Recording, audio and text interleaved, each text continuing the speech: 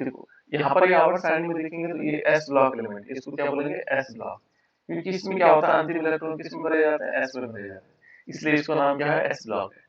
यहाँ पर देखेंगे तो यहाँ पर ये जो अंतिम इलेक्ट्रॉन यहाँ से यहाँ तक, इन अंतिम इलेक्ट्रॉन किस में भरे जाते हैं, पी में, यहाँ पर यहाँ से यहाँ तक, तो इसलिए इसको कहा जाता है पी ब्लॉक। ये ब्लॉक पी ब्लॉक हो गया, है ना। यहाँ पर देखेंगे ये वाले जो बीच में है, ये सब में अंतिम इलेक्ट्रॉन डी में भरे जाते हैं, तो इसको डी ब्लॉक कहा जाता है। और इनमें अंतिम इलेक्ट्रॉन कहाँ भरे जाते हैं, एफ में, इसलिए ये पूरा का पूरा क्या है, एफ ब्लॉक। लेकिन एफ ब्लॉक के दो भाग है, एक तो क्या है, पहला वाला जो भाग है, जो ये आवर्ती को मालूम कहाँ पर होता है, ये छठे एक छठा आवर्त में यहाँ पर है, एक सातवां आवर्त में, तो ये छठे आवर्त का यहाँ पर है बेटे। यहाँ पर देखेंगे, यहाँ पर जगह नहीं थी ना इनके लिए, यहाँ पर इन जगहों पर जगह नहीं थी, इसलिए इनको नीचे रखा गया। सिक्स्थ आवर्त का पार्ट है, छठे आवर्त का, ये सातवें आवर्त का है, ठीक है ना। तो छठे आवर्त है, इसको बोला जाता है लैंथेनम, ठीक है ना, लैंथेनाइट्स। और जो सातवां आवर्त है उसको बोला जाता है एक्टिनोइड, क्योंकि एक्टिनोइड से शुरू होते हैं, लिए लैंथेनोइड से शुरू होते हैं। तो हम इन्हीं की बात कर रहे हैं, ठीक है ना, इन्हीं की बात कर रहे हैं। तो यहाँ पर हमने देखा कि इनमें क्या होता है कि जब हम कभी भी हो, परमाणु की त्रिज्या क्या होता है, जब हम बाएं से दाएं ओर जाते हैं, देखो बाएं बाएं हमारे पास इस तरफ है, यहाँ से जब हम इधर की तरफ जाएंगे, यहाँ से इधर की तरफ जाएंगे, तो उससे क्या होगा, परमाणु की त्रिज्या घटती है। ये आवर्त सारणी का एक रूल है, समझ में आ रहा होगा कि परमाणु त्रिज्या क्या होगी, घटती है। जब हम टॉप टू बॉटम जाते हैं, टॉप टू बॉटम का मतलब ऊपर से नीचे, वर्ग है, वर्ग में क्या होता है, ऊपर से नीचे जाते हैं, यहाँ तो आवर्त में जा रहे हैं। यहाँ वर्ग में देखेंगे, टॉप से बॉटम की तरफ जाते हैं, तो क्या होता है, यहाँ पर ये माना जाता है कि उसमें आकार बढ़ता है और उस परमाणु की त्रिज्या बढ़ेगी। ये नियम है, जनरल नियम, सामान्य नियम आवर्त सारणी, ठीक है ना। तो अब हम क्या करते हैं कि देखते हैं बाएं से दाएं जाने पर क्या होता है, आकार घटता है, और उसका कारण है प्रभावी नाभिकीय आवेश। जो परमाणु त्रिज्या बाएं, यहाँ से देखो, मैंने कहा बाएं से दाएं जाने पर, बाएं से दाएं जाने पर, और क्या है ये है आवर्त। इस आवर्त में क्या प्रभाव पड़ेगा, आवर्त में क्या होगा, जब हम बाएं से दाएं जाएंगे तो क्या प्रभाव पड़ेगा, बाएं से दाएं जाने पर आकार घटता है, ये नियम है। अब क्यों घटता है वो मैं बताऊंगा आपको, है ना। क्या हुआ, आकार घटेगा। आकार का मतलब आकार में क्या आ सकता है, परमाणु त्रिज्या भी हो सकता है, और आयनिक त्रिज्या भी हो सकता है ना। परमाणु त्रिज्या, आकार क्या होगा, घटेगा। ये रूल है बेटा, एक नियम है इसका, है ना। अब क्यों घटेगा, क्योंकि यदि हम देखें तो यहाँ पर क्या होता है, जो न्यूक्लियर चार्ज होता है, प्रभावी नाभिकीय आवेश, उसको बोलते हैं प्रभावी नाभिकीय आवेश बढ़ता है, प्रभावी प्रभावी नाभिकीय आवेश, प्रभावी नाभिकीय आवेश, ये क्या होता है, ये बढ़ता है, इसको हम लिखेंगे बढ़ता है। देखो जो प्रभावी नाभिकीय आवेश है वो बढ़ेगा, ठीक है ना, ये बढ़ेगा। इसके कारण जो है क्या होता है, उसका आकार छोटा होता है, कारण, ठीक है ना। अभी प्रभावी नाभिकीय आवेश में बता देता हूँ किस प्रकार से होगा, कि जैसे लैंथेनॉइड है, ठीक है, मान लीजिए, चलो सीरियम देखते हैं, सीरियम, सीरियम आप लोग जानते हैं, सीई, ये सीरियम है ना। इसका एटॉमिक नंबर होता है 58। कितना होता है बेटा इसका एटॉमिक नंबर, 58। इसमें नंबर ऑफ प्रोटॉन कितना होता है,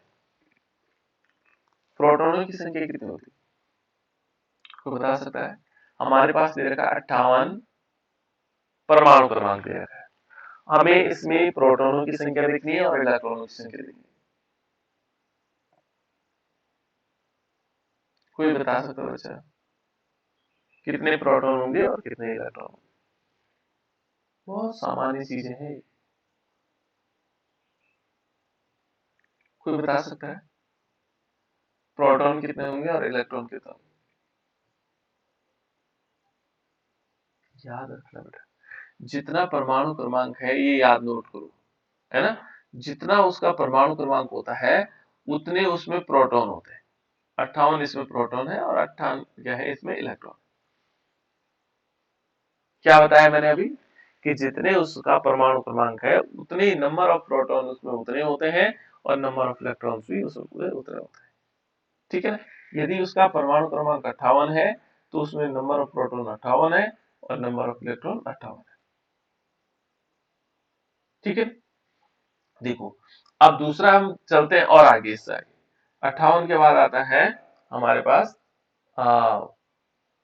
नेक्स्ट, इसके बाद जो अगला आता है वो आता है हमारे पास, क्या आएगा, उसका नाम है प्रोजीडियोमियम। ठीक है ना, प्रोजीडियोमियम। ठीक है ना, प्रोजीडियोमियम होता है पीआर। क्या होता है बेटा, पीआर, प्रोजीडियोमियम है ना, प्रोजीडियोमियम। और इसका होता है 59।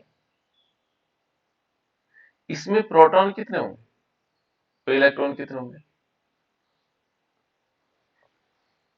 बताओ बच्चों। 59 ही होंगे सर। बिल्कुल, 59 इसमें प्रोटॉन होंगे और 59 ही क्या इसमें इलेक्ट्रॉन होंगे। ठीक है, अभी मैं बता दे रहा हूं। उसके बाद नेक्स्ट, इसके बाद अगला आता है पीआर के बाद आता है एनडी। और एनडी में क्या हो रहा है, मैं इसलिए बता रहा हूं, इनको थोड़ा समझना भी जरूरी है क्योंकि आप लोगों को बहुत छोटी छोटी चीजें नहीं आ रही। इसका है 60। एनडी को बोलते हैं नियोडीमियम, नियोडीमियम है ना, नियोडीमियम। और इसमें प्रोटॉनों की संख्या कितनी होगी और इलेक्ट्रॉनों की संख्या कितनी होनी चाहिए, बताओ बताओ बच्चों 60 क्या है। 60 होगी सर।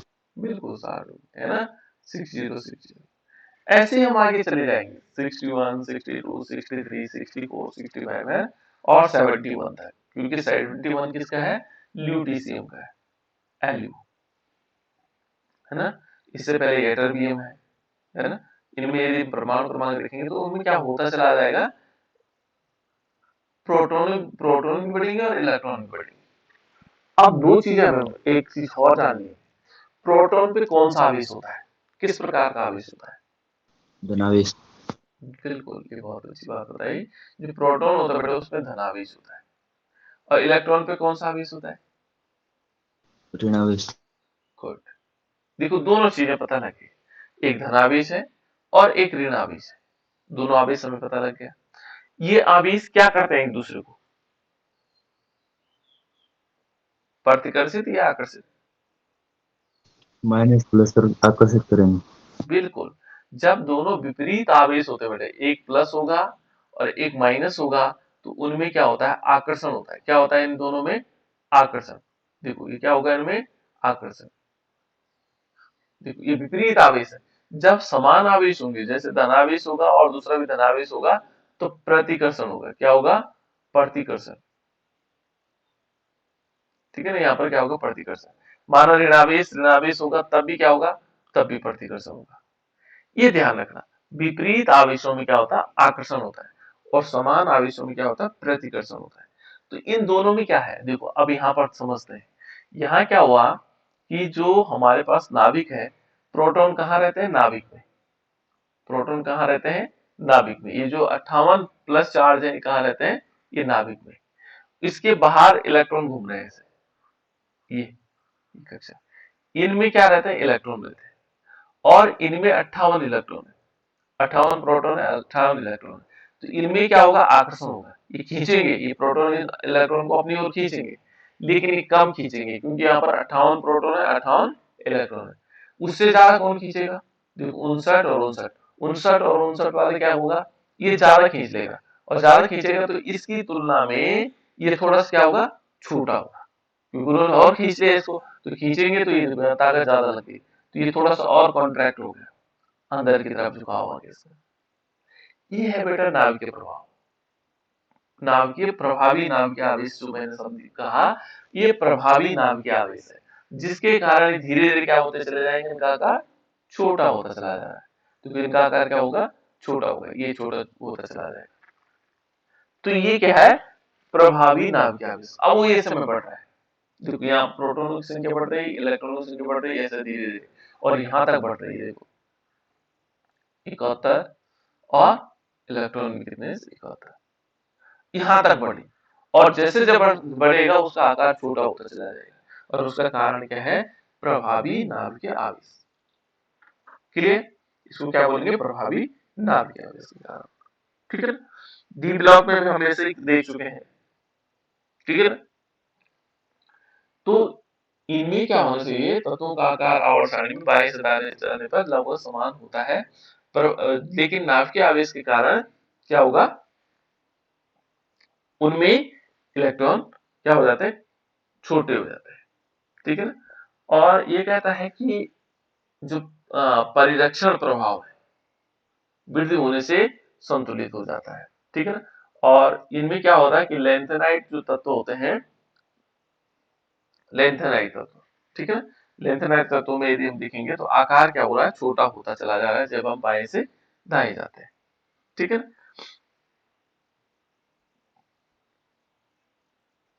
ठीक है, इसको हम संकुचन को समझ सकते हैं। देखो लेंथेनाइट में क्या होता है बेटा, इलेक्ट्रॉन 4f में भरे जाते हैं। कहां भरे जाते हैं, लेंथेनाइट में 4f में इलेक्ट्रॉन भरे जाते हैं। ठीक है ना, और बाएं से दाएं जाने पर क्या होता है, नाभिकीय आवेश बढ़ता है और आकार में क्या हो जाती है, कमी हो जाती है।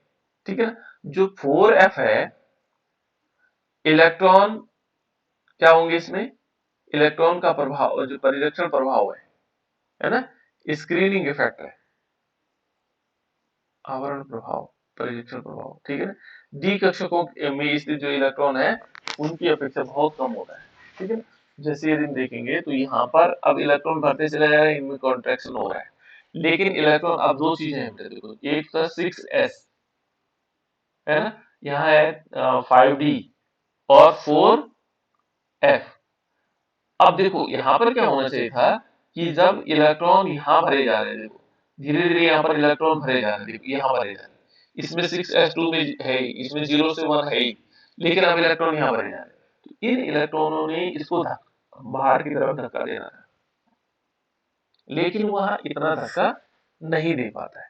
ठीक है ना, उससे ज्यादा क्या होता है, जो प्रभावी नाभिकीय आवेश होता है वो ज्यादा होता है, और फिर क्या हो जाता है, उससे आकार छोटा हो जाता है। ठीक है ना, क्या हो जाता है, आकार छोटा हो जाता है ना। तो इसमें क्या होगा, जो इलेक्ट्रॉन है वो क्या करते हैं, कम प्रभाव डाल पाते हैं और इससे आकार उनका छोटा होगा। तो यहाँ पर ये ध्यान रखना हमें कि लेंथेनाइट तत्वों में बाएं से दाएं पर परमाणु त्रिज्या का मान और क्या होगा, जो परमाणु त्रिज्या है और आयनीय त्रिज्या का मान घटता है, और इसी को हम क्या कहते हैं, लेंथेनाइट का संकुंचन या आकुंचन कहते हैं। ये बेटा लेंथेनाइट का संकुंचन या लेंथेनाइट, समझ में आया कैसे कैसे क्या हुआ, छोटा आकार हुआ, संकुंचन हुआ, लेंथेनाइट का संकुंचन, आकुंचन भी कहते हैं इसको, है ना, कभी कभी कंफ्यूजन हो जाता है संकुंचन और आकुंचन, है ना, तो ये संकुंचन भी कहा जाता है, आकुंचन भी कहा जाता है, उसका आकार छोटा होना भी कहा जा सकता है। इतनी बात तो समझ में आ गई, क्लियर, ये बात समझ में आ गई कि नहीं है। उसके बाद देखो बेटा, इसमें जो लेंथेनाइट है, लेंथेनाइट की जब उसमें क्या हुआ, कॉन्ट्रैक्शन हुआ, उसका आकार छोटा हुआ, तो उसका परिणाम क्या हुआ, है ना, उसके कारण क्या क्या चीजें हो सकती हैं, तो उसका परिणाम देखते हैं, लेंथेनाइट का कुंचन का जो परिणाम है वो क्या क्या हुआ, इससे क्या प्रभाव पड़ा इन तत्वों में, है ना, इन तत्वों में क्या प्रभाव पड़ा। तो पहले यदि हम देखें इसमें, तो पहला है लेंथेनाइट का पृथक्करण। पहले इसमें क्या होगा, पृथक्करण होगा, देखते हैं इसका पृथक्करण क्या है, किस प्रकार से हो सकता है, ये है पृथक्करण। तो पृथक्करण क्या है, किस प्रकार से हो सकता है, इसमें जो लेंथेनाइट है इनमें पृथक्करण क्या हो जाता है, संभव हो जाता है। ठीक है ना, जैसे सभी लेंथेनाइट का आकार क्या है, लगभग समान होगा, क्योंकि है तो इधर की तरफ तो घट रहा है ना, यहाँ से जब हम क्या जा रहे हैं, लेंथेनाइट से ल्यूटेशियम जा रहे हैं, तो क्या हो रहा है, परमाणु आकार घट रहा है, लेकिन यदि हम देखें वो कितना घट रहा हो, वो बहुत कम मात्रा में घटता है बेटा, क्या होता है, बहुत कम मात्रा में।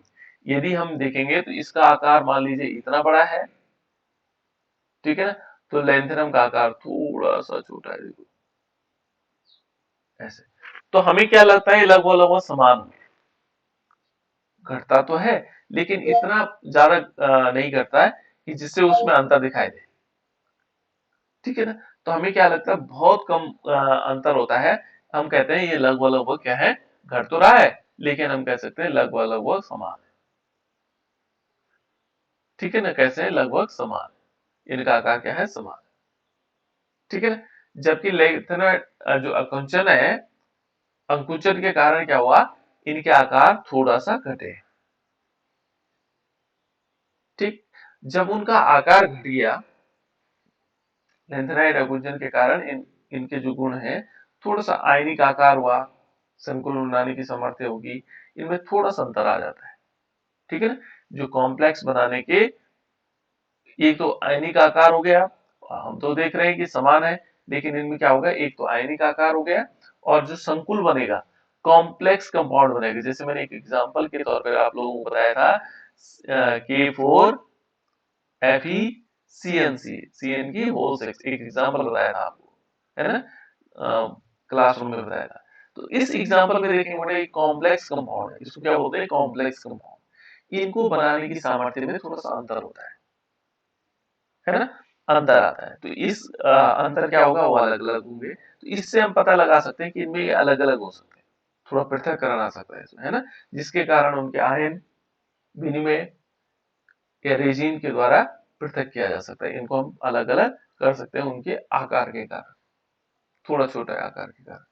दूसरा एविडेंस में ये तो पृथक्करण होगा, क्योंकि आकार अलग अलग होंगे तो हम उनको अलग अलग पृथक कर सकते हैं। दूसरा जो पार्ट है इसका, वह है हाइड्रोक्साइडों की क्षारीय सामर्थ्य में अंतर। जो हाइड्रोक्साइड है, हाइड्रोक्साइडों की क्षारीय सामर्थ्य, क्षारीय सामर्थ्य में अंतर, इनकी जो क्षारीय सामर्थ्य है उसमें अंतर है। तो हाइड्रोक्साइड क्या हो सकता है, देखो बेटा, मैंने एक एग्जांपल के तौर पर बताया होगा आप लोगों को। NaOH का नाम क्या है, को बता सकते हैं NaOH का नाम? Sodium hydroxide. ये कह रहे हैं सोडियम हाइड्रोक्साइड। KOH का, पोटेशियम हाइड्रोक्साइड। गुड, ठीक है ना। CaOH वर्ल्ड वाइज इसका,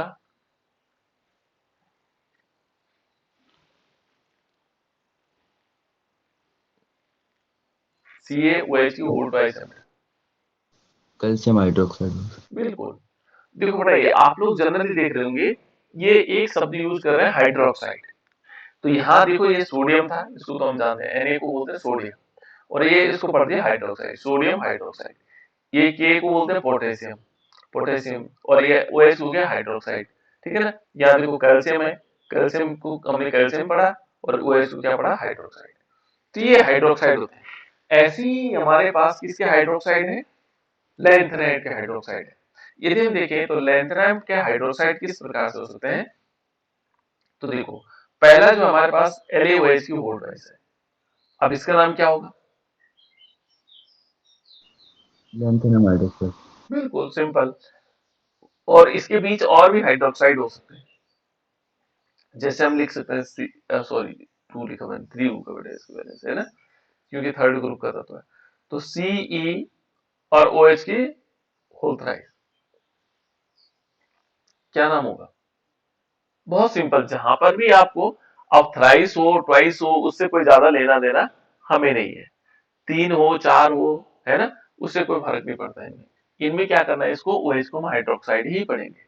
ये इसकी बैलेंसी पर डिपेंड करता है, इसकी संयोजकता पर निर्भर करता है। उसमें दो OH जुड़े हैं, एक OH जुड़ा हुआ है, तीन OH जुड़े हैं, चार OH जुड़े हैं, वो किस पर डिपेंड करता है, इसकी संयोजकता पर, है ना। संयोजकता मैंने बताया था कि संयोजकता क्या होता है, उसके जुड़ने की जो क्षमताएं होती है, कितने तत्वों से वो जुड़ सकता है, तो वो संयोजकता हो गई, है ना।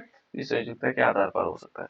तो यहाँ पर हम देख रहे हैं कि अब हमारे पास आ गया लिथियम हाइड्रोक्साइड, और यहाँ लास्ट में ऐसे चले जाएंगे,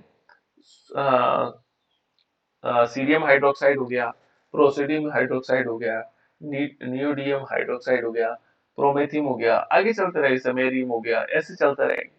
और लास्ट में हमारे पास आएगा ल्यूटीशियम हाइड्रोक्साइड। तब तो मैंने सारे बता रखे आप लोगों को, ठीक है ना, ल्यूटीशियम हाइड्रोक्साइड।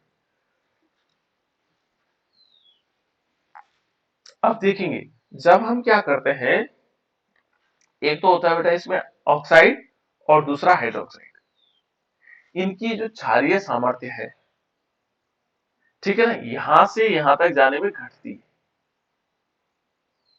यानी कि लिथियम लेंथेनम से लेकर के ल्यूटीशियम तक क्या होगा, जो क्षारीय प्रवृत्ति है वो क्या होगी, घटेगी। क्या होगी, क्षारीय प्रवृत्ति क्या होती है इसकी, घटती। ये बहुत इंपॉर्टेंट पार्ट है, घटेगी, घटती है, ठीक है ना, जब हम क्या करते हैं, लेंथेनम से लेकर के और ल्यूटीशियम तक जाते हैं। उसका कारण क्या है बेटा, देखो, जो क्षारीय प्रवृत्तियां होती हैं, या ऑक्साइड की, ऑक्साइड हो सकते हैं या इसकी हो सकते हैं, जो OH आयन त्यागता है, जो OH आयन देगा, वो क्षारीय क्षारीय गुण है, वो क्षार बनाता है।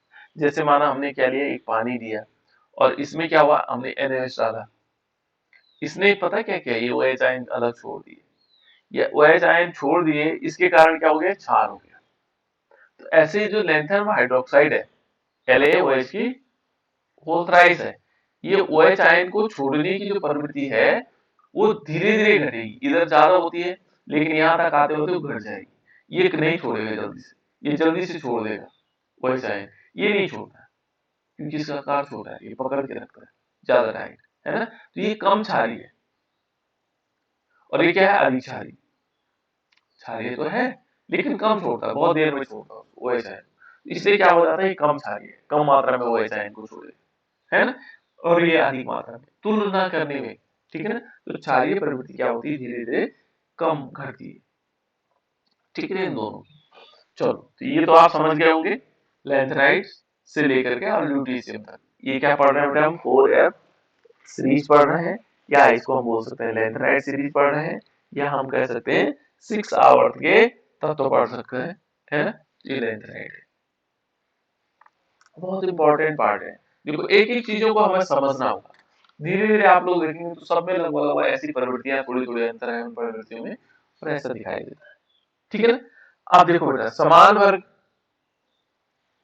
जैसे हमारे पास समान वर्ग है, अब वर्ग की बात कर रहे हैं, देखो समान वर्ग में, समान वर्ग में जैसे हमारे पास क्या है, सेकंड द्वितीय वर्ग है एवं तृतीय वर्ग,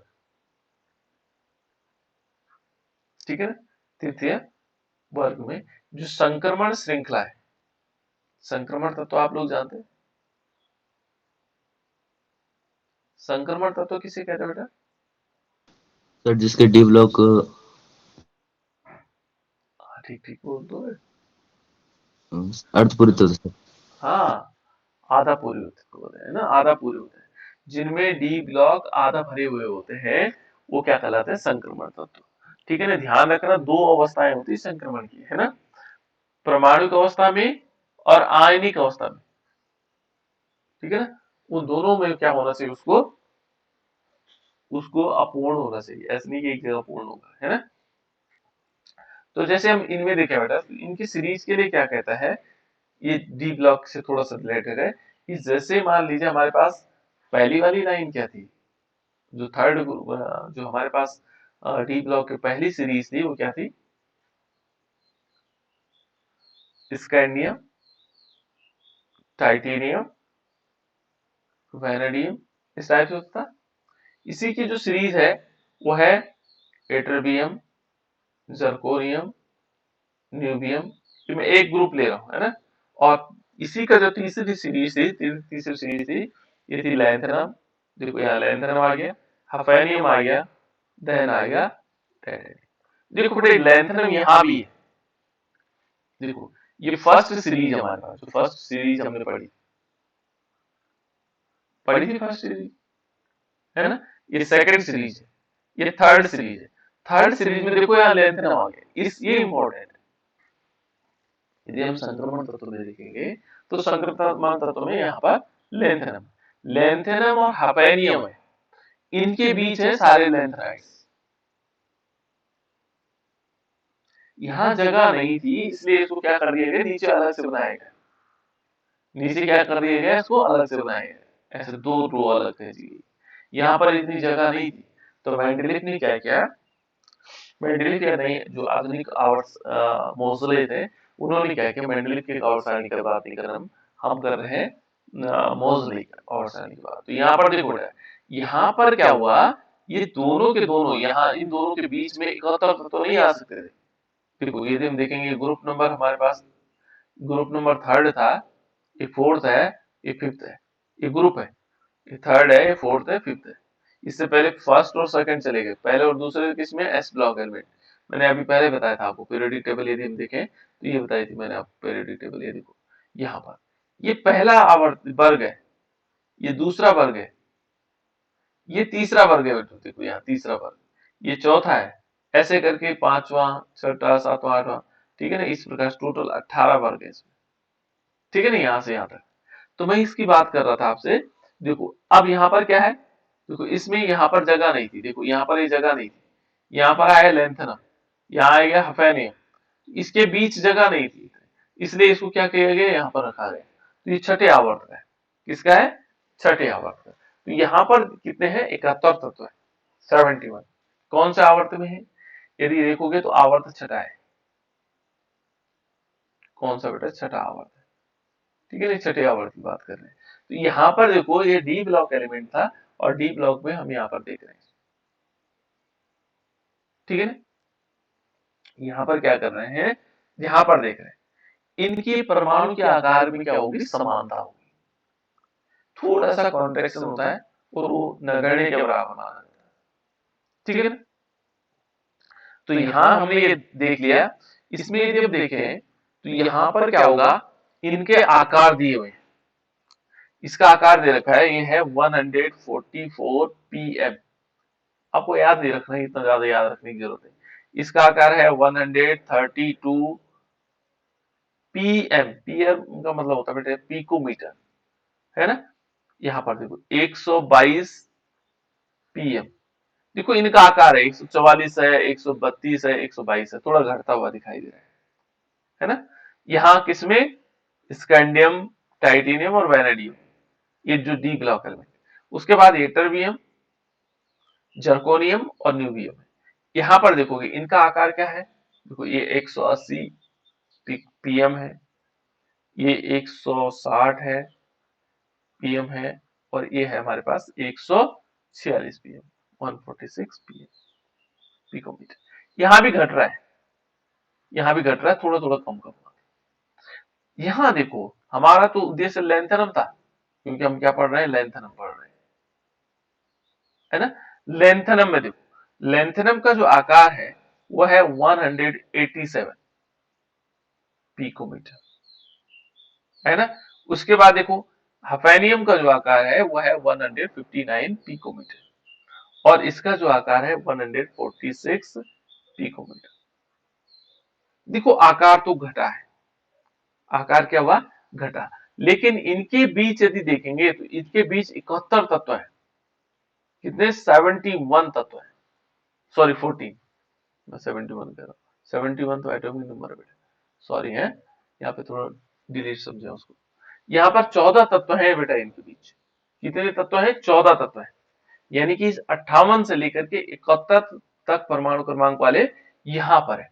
तो उनका जो अंतर होगा देखो 187 और 149 के बीच होना चाहिए। तो जो आकार में जो अंतर है वो बहुत कम है, ठीक है ना। यदि हम इसको देखें एटरबियम से लेकर के लेंथनम का जो आकार होगा वो क्या होगा, बिल्कुल तुलना में क्या होगा, बहुत कम माना जाता है, कम अंतर है ना। तो इसलिए हम कह सकते हैं कि इसका आकार का ज्यादा कोई प्रभाव नहीं है, क्योंकि इस बहुत देखो इसमें देखो इनके आकार में देखेंगे तो इनके आकार में अंतर है, लेकिन इनके बीच वाले तत्वों के आकार में ज्यादा अंतर नहीं, ठीक है ना। अंतर तो है, क्यों नहीं है, हमने अभी पढ़ा तो था, लेंथेनाइड अकुंचन पढ़ा, राइट। तो इस प्रकार से हो सकता है। दूसरा देखो बेटा इसमें, यदि हम थोड़ा सा और आगे चलते हैं तो उसके बाद है गलनांक, सॉरी, मानक अपचयन विभव। नया शब्द आया, मानक अपचयन विभव। थर्ड यूनिट में पढ़ा था हमने, मानक अपचयन विभव। मानक अपचयन विभव क्या होता है बेटा, कोई बता सकता है? मानक अपचयन विभव क्या होता है? इसको मानक विभव भी कहते हैं,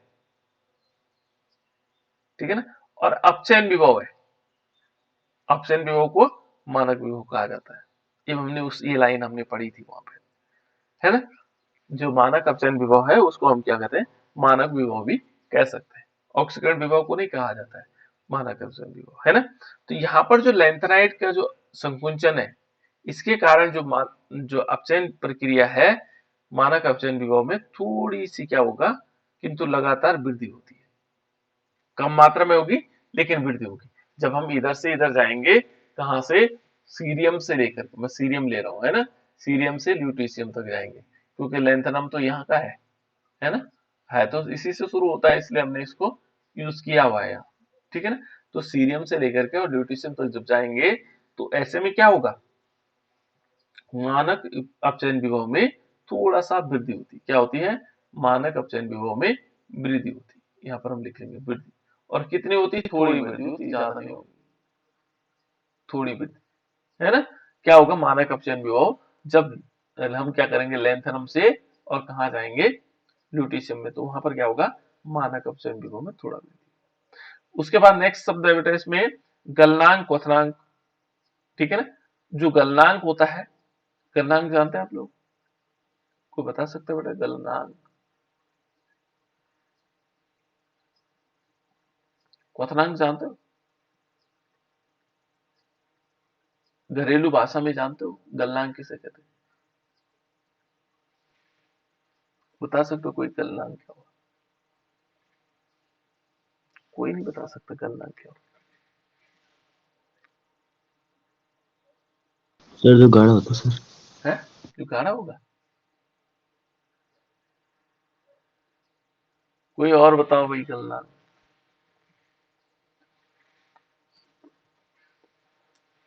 गलनांक जानते हो? देखो यहाँ पे लिखा गलन का बस जिससे हम ठोस अवस्था को द्रव अवस्था में ला सकते हैं। जिस ठोस अवस्था होते हैं, यहाँ पर हम ठोस अवस्था को द्रव अवस्था में ला सकते हैं। जो ठोस अवस्था को द्रव अवस्था में आ जाए, है ना। देखो यहाँ लिखा हुआ गलनांक, गलनांक बहुत सिंपल शब्द है, गलन का अंक, गलन का अंक। गलना तो जानते हो, अरे गलना जानते हो कि नहीं जानते हो? गढ़वाली भाषा जी का सर। शब्द है गलन, गल गल गया वाली गल, है ना? तो गलन क्या हुआ, जहां पिघल जाए, ऐसा अंक जिस ताप, ऐसा अंक जिस पर कोई चीज गल जाए। सिंपल चीज है, घरेलू भाषा में बता रहा हूं मैं, अभी केमिस्ट्री की भाषा में नहीं बताया मैंने आपको, ठीक है ना। माना कोई ठोस है और पिघल जाए, जिस ताप पर वो पिघलेगा, जिस अंक पर पिघलेगा, माना 20 डिग्री, देखो 20 डिग्री सेल्सियस बोला है, तो 20 डिग्री ये क्या है, अंक है ना। ये ठोस जो है 20 डिग्री इस अंक पर क्या हो रहा है, पिघल रहा है, तो गलनांक हो जाता है ना। जिस पर कोई चीज क्या हो जाती है, पिघल जाती है, तो उसको बोलते हैं गलनांक। क्या बोलते हैं उसको, गलनांक, ठीक है ना। ये गलनांक हो गया, इसको कहते हैं गलनांक। ये क्या है, गलनांक, राइट। इसको हम क्या बोलेंगे, गलन अंक। याद रखना आपको, गलन अंक। उस समय क्या होता है, किसी, यदि हम रासायनिक भाषा में पढ़ेंगे इसको, तो रासायनिक भाषा में थोड़ा कॉम्प्लिकेटेड होता है ना। यहाँ पर देखो किस प्रकार, किसी ठोस का वाष्प दाब, ठोस का वाष्प दाब जब द्रव के बराबर होता है, द्रव का के वाष्प दाब के बराबर होता है, तो उस समय क्या हो जाता है, ये पिघल जाता है, गल जाता है, और उस तापमान को हम क्या कहते हैं, गलनांक कहते हैं, ठीक है ना। अब देखो क्वथनांक, क्वथनांक क्या हुआ, ये शब्द जानने हैं बेटा, बहुत छोटी छोटी चीजें, बार बार प्रैक्टिस करो, गलनांक कितना है, क्वथनांक कितना है, ये तो सिंपल चीजें हैं। ये तो केमिस्ट्री का बेसिक्स है जो तुम्हें 6, 5, 6, 7, 8 में सीख लेना चाहिए। क्वथनांक, क्वथ का मतलब होता है उबलने का। क्वथ, क्वथन, क्वथन का अंक, उबलने का अंक। जिस अंक पर क्या होगा, जिस ताप पर जो है कोई द्रव उबलने लग जाए, ठीक है ना। अब यहां पर क्या होगा, रासायनिक भाषा देखो, द्रव का वाष्प दाब, द्रव का वाष्प दाब किसके, वायुमंडलीय वाष्प दाब के बराबर हो जाए। वायुमंडल, जो वायुमंडल है तब वो क्या होगा, वायुमंडल के वाष्प दाब के बराबर। तो तब क्या कहते हैं उसको, तब कहा जाता है क्वथनांक। उस समय उबलने लग जाती है। लेकिन हम सिंपल भाषा में समझे कि क्वथन का अंक जिस समय, जिस ताप पर कोई द्रव उबलने लग जाता है, जिस ताप पर कोई ठोस पिघलने लग जाता है, वो गलनांक हो गया। और जिस ताप पर कोई द्रव उबलने लग जाता है उसे कहते हैं गलनांक और क्वथनांक। लेकिन ये ध्यान रखिएगा, आपको गलनांक क्वथनांक की रासायन विज्ञान की भाषा में भी समझना होगा, क्योंकि हम रासायन विज्ञान भी तो पढ़ रहे हैं, है ना। तो फायदा क्या हुआ रासायन विज्ञान पढ़ के, ठीक है। तो ये ध्यान रखना, पहले हम सिंपल भाषा में समझे कि क्वथनांक क्या हुआ, गलनांक क्या हुआ। अब इसमें क्या होता है, गलनांक और क्वथनांक में यहाँ पर क्या प्रभाव पड़ेगा, गलनांक और क्वथनांक में क्या प्रभाव होना है इसमें, है ना। तो गलनांक और क्वथनांक का यदि हम इसमें देखें तो गलनांक, क्वथनांक और कठोरता, तीन शब्द इन्होंने जोड़ी, परमाणु वृद्धि के साथ क्या होता है, बढ़ते हैं। यदि हम देखेंगे तो यहाँ पर क्या होगा, यदि हम लेंथेनम से, देखो हम कहा, हम बात किसकी कर रहे हैं, लेंथेनाइट्स की, है ना, लेंथेनाइट्स की बात कर रहे हैं, ठीक है ना। तो हमें ये ध्यान रखना होगा, अब इनको छोड़ देंगे, ये तो सिंपल चीजें हमने सीख ली थी। यहाँ पर ये ध्यान रखना है कि जब हम किसकी बात कर रहे हैं, लेंथेनाइट, तो लेंथेनाइट से जब हम कहा जाएंगे ल्यूटीशियम की तरफ जाएंगे, इसका मतलब समझ रहे हो, पूरी सीरीज है बेटा वो। जैसे हमारे पास ये है देखो, लेंथेनाइट्स, मैं पूरा एक बार समझा देता हूँ, इसको समझ जाओगे आप लोग, है ना। लेंथेनाइट हो गया, सीरियम हो गया, है ना, उसके बाद पीआर हो गया, उसके बाद क्या होता है, एनडी होता है, एनडी के बाद क्या होता है, पीएम होता है। इनके नाम भी याद कर लें, ठीक है ना, वैसे जरूरत तो नहीं पड़ती लेकिन फिर भी आप लोगों को करने हैं, है ना। ईयू हो गया, तो फायदा क्या, हम केमिस्ट्री यही सीख लेते हैं। गैडोलियम हो गया, है ना, टीबी हो गया, और इसके बाद डी वाई हो गया। इसमें ध्यान रखना बेटा, जो अंक, जो शब्द जैसे लिखे हुए हैं उसे लिखने हैं। ऐसा नहीं कि वाई हमने बड़ा बना दिया, एच ओ छोटा लिखा हुआ वो तो छोटा ही होगा, बड़ा बना दोगे गलत हो जाएगा। ई आर होगा तो ई आर, ये प्रतीक है ना, तो हमें इस प्रकार से लेना है। टीएम हो गया, और लास्ट में वाई भी हो गया, और लास्ट में आ गया हमारे पास एलयू, यूटीसी। ये कहता है कि जब हम यहां से इधर की तरफ जा रहे हैं ना, तो इसमें क्या हो रहा है, इसमें क्वथनांक हो गया, एक तो गलनांक हो गया, गलनांक, और दूसरा क्वथनांक। देखो दोनों के दोनों क्या हो रहे हैं, गलनांक और क्वथनांक, ये दोनों क्या हो रहे हैं, इधर की तरफ बढ़ेंगे।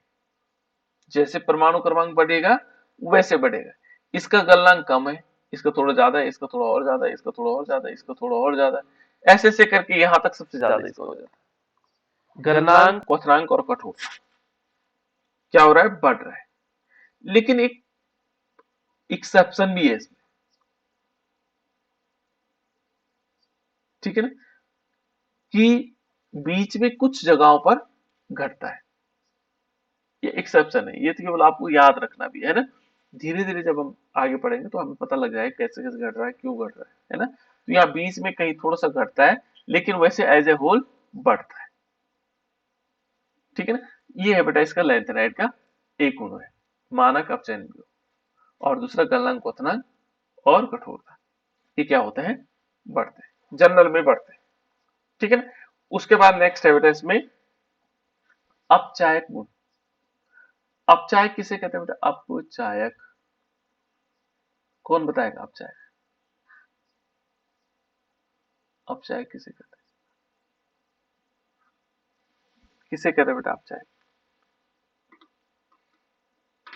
अपचायक गुण क्या हो रहा है?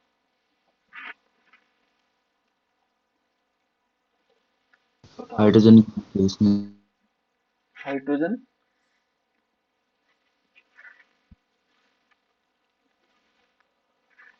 अपचायक गुण बताओ बेटा, कोई बताओ। तुम सब लोग बोलते चले जा रहे हैं, इसका मतलब ये हो गया कि हम बोलने के लिए पढ़ रहे हैं क्या? ये सब चीजें आप लोगों को पता है। अपचयन क्या है, अपचायक क्या है, ये छोटे छोटे शब्द हैं। जो दूसरे का अपचयन करता हो वो कहलाता है अपचायक। जो दूसरे का क्या कर रहा हो, दूसरे का जो क्या कर रहा हो, अपचयन कर रहा हो, दूसरे का अपचयन करेगा तो वो कहलाएगा अपचायक। अपचयन की प्रक्रिया क्या होती है?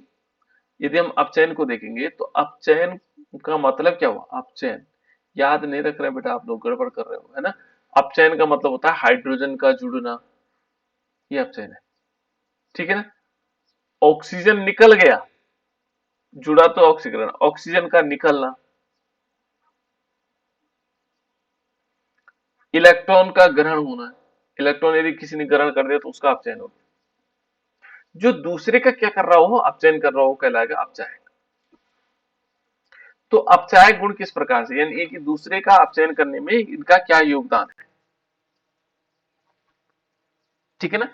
तो इसमें यदि हम देखेंगे कि यहां पर क्या होता है कि जो लेंथेनम है, लेंथेनम से जब हम लूटीशियम की तरफ जाएंगे, जैसे मैंने अभी बताया, है ना, तो परमाणु क्रमांक बढ़ेगा। परमाणु क्रमांक बढ़ने से क्या हुआ, इसकी जो अपचायक प्रकृति है वो कम होगी। ये सबसे ज्यादा दूसरों का अपचयन ये करेगा, ये कम करेगा। तो यहां पर हम लिखेंगे अपचायक प्रवृत्ति क्या होती है, घटती है। एक शब्द में अपचायक प्रवृत्ति घटती है।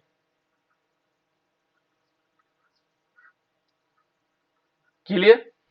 इतनी बात समझ में आई बेटा कि जो अपचायक प्रवृत्ति है वो घटेगी कहां से, लैंथेनम से लूटीशियम जान में, ठीक है ना। अब ये छोटी छोटी चीजें हैं, लैंथेनम से जब हम लूटीशियम की तरफ जाएंगे तो उससे क्या होगा, अपचायक प्रवृत्ति घटेगी। तो इस प्रकार से हम इनको क्या कर सकते हैं बेटा, जान सकते हैं, ठीक है।